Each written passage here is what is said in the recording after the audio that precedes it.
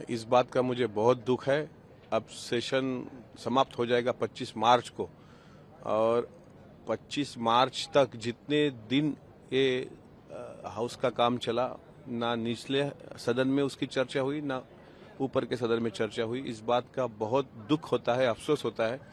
Captain Kharat के मसले को लेकर जो बवाल खड़ा हुआ है पूरे महाराष्ट्र में, वो मसले के अंदर दादा जैसे बड़े नेता का विमान दुर्घटना का मसला पीछे गिर गया। तो इस बात का बहुत दुख है मुझे।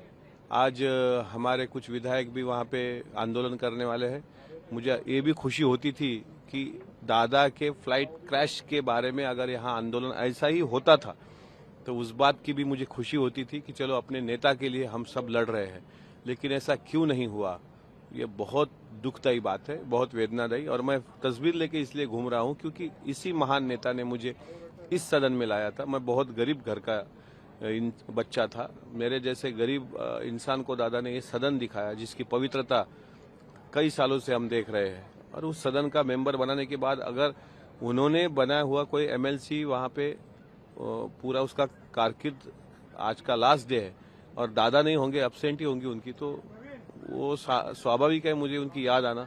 लेकिन उनको न्याय नहीं दे पाए, वो हमें माफ करें, हम माफी मांगते हैं अजीत दादा से। कौन ऐसा व्यक्ति है जो नहीं चाहता कि इस चर्चा को आगे बढ़ाया जाए, क्योंकि आप लगातार कोशिश कर रहे हैं, तो आपको क्या लगता है कौन ऐसा चेहरा है या कौन ऐसी शक्ति है जिससे रुपया?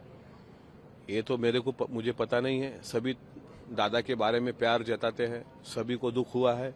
अभी दादा के जांच नहीं कराना चाहते? क्यों नहीं कराना चाहते? पुतले बांध रहे हो आप, विधान भवन परिसर में उनका बड़ा स्मारक कर रहे हो। अरे पुतले नहीं बांधे तो चलेंगे, कम से कम ये कोशिश तो करो कि क्या हुआ।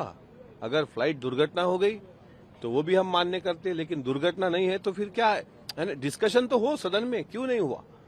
और अगर कोई दूसरा कोई मंत्री नेता ऐसा उसके साथ दुर्भाग्यवश होता था और अजीत दादा रहते थे तो अजीत दादा डेफिनेटली ये चर्चा लगाते थे सीएम साहब को कहकर।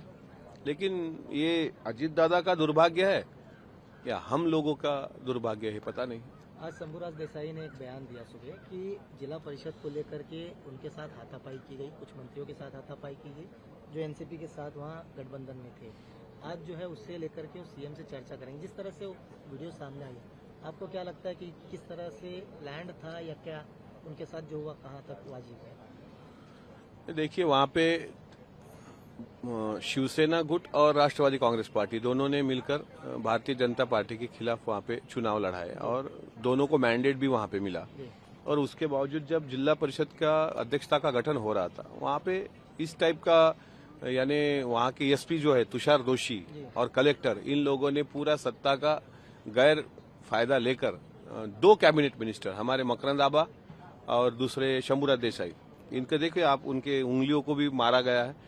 तो ये बहुत यानी क्या बोलेंगे उसको, यानी शर्मनाक बात है कि सत्ता के दो मंत्रियों को अगर वहां के अधिकारी इस तरीके से बिठाकर और उन पे अटैक करते होंगे तो सर्वसामान्य नागरिकों का क्या।